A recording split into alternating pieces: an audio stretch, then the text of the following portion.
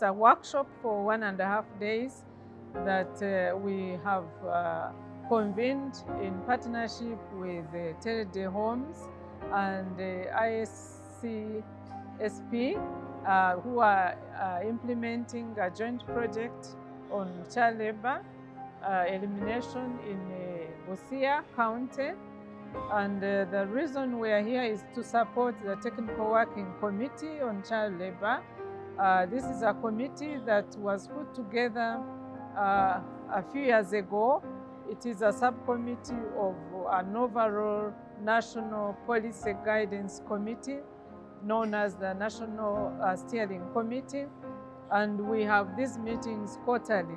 So this particular meeting was put together to look at the progress we are making towards ending child labor, but specifically we are reviewing the draft national child labor policy, which has been under review for the last 2 years, 1.5 years actually, where we had commissioned a consultant. So we're dealing with the draft, looking at the draft hazardous work list, but also discussing more of what came out of the recently held National Steering Committee, because there were certain actions that this committee needed to look at and carry them forward. But then most important, we are moving towards the month of June, where we commemorate the World Day Against Child Labor, and we are also putting our heads together to discuss how we will convene this day, what the focus will be. And just to remind you that the members of this Technical Working Committee are comprised of senior officers from various government departments, partner agencies from the civil society organizations, our social partners, very key personnel that help us to deliberate on issues of child labor in the country. So the Technical Working Committee, which is a subcommittee of the National Steering Committee, is looking at various interventions across the board, because this is a committee that represents departments of government that are already working on interventions that are towards the ending of child labor. And so therefore, when we come together, it is to check progress on what each of the departments is doing. Then, of course, we have a team of civil society organizations, some of whom are our implementing partners.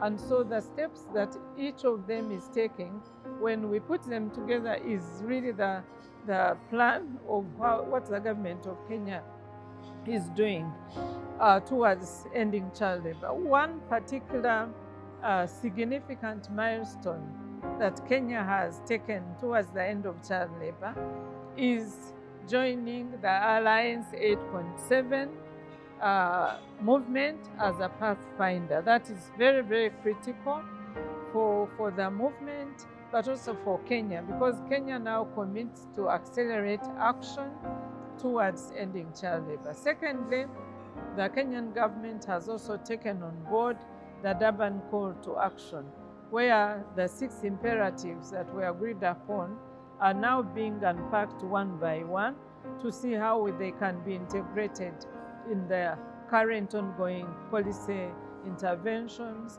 and activities done at every department level. But then also the policy framework. As I mentioned earlier, we are reviewing the child labor policy to align it with the new emerging issues in the country. Secondly, the National Plan of Action, which expired, is also being reviewed.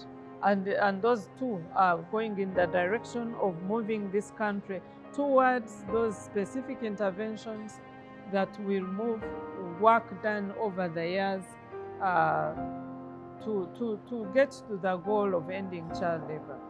Thirdly, Kenya has also now decided to do a national child labor study survey that will help all the interventions to inform policy, because the data sets that we are using are all data sets, but also because of the impact of COVID-19 on all the work that has been done, whether it's in education, social protection, services for survivors of child labor, advocacy work, and across the board.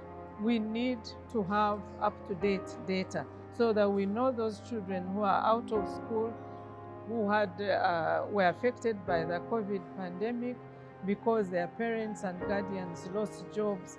So there's quite a lot that is happening. But just to say that we are on the right track, and whatever else is being done, this committee is trying to find out where progress has been made, where there are gaps, so that we can fill in those gaps as we move forward. Well, the call to action for this year, again based on what was discussed at the last year's ended Global Conference on Child Labor, is the focus to be on the root causes of why children find themselves in situations of child labor.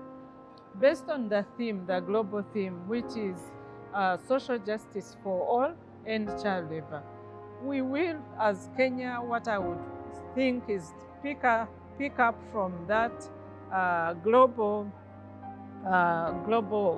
theme, is to try and see where we are at in Kenya. We have social protection policies and interventions that have been helping to pull up the vulnerable communities and groups of children who are highly likely to be the ones in child labor. How do we now focus our attention to make sure that the impact of COVID-19, which still lingers on years after, we are able to address them and make sure that the economic shocks that hit families who send their children to child labor are fully addressed. The theme for Kenya is still being discussed by this committee and other partners to try and fit the global theme to a context of Kenya and where we are.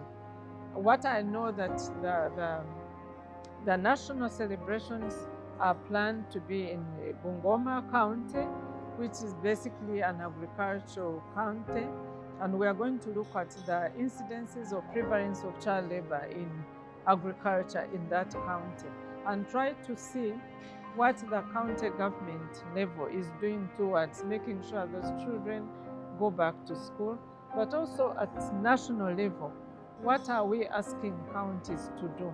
Because that's where the most children are. And if there are ways of increasing resources at county government level, that would be my call to action. Integrating issues of child labor into county government plans and budgeting for them, making sure that schools are accessed by all children, because that's a smaller unit that you can manage. Advocacy work, making sure that counties through the education sector, social protection, the children offices are able to reach the children and access them to even the cash transfer initiatives, bursaries, and those families who need that support. So my call would be that rather than focus at national where the policy framework is, let's try to go to the smaller units, the county government, and make sure that there's move towards making sure that all children are in school, they are protected, supported. So then we can now round up to the national, but also going towards meeting the target of 2025.